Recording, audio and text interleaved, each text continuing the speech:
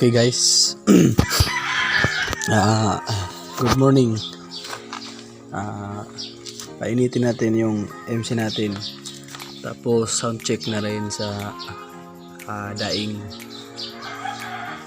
incident master within Thailand. Yun. Tapos yung elbow ko na ginamit, stock lang. Ay ano to, adapter to para hindi masyadong maluwag dito. Adapter kaya. Sound check natin.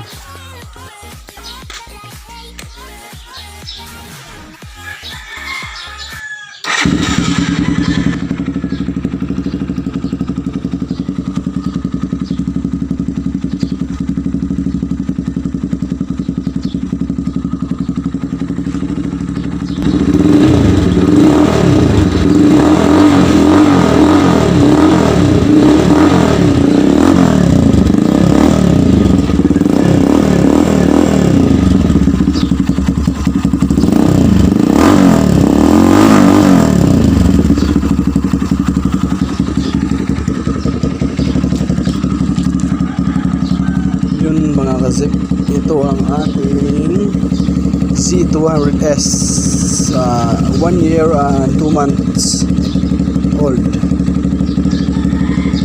Nakadaing siya.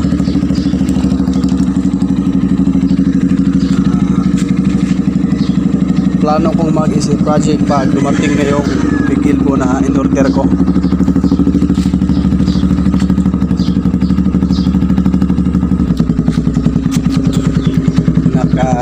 DIY padak stand siya. Gawa yan ng buko lubi 2x2.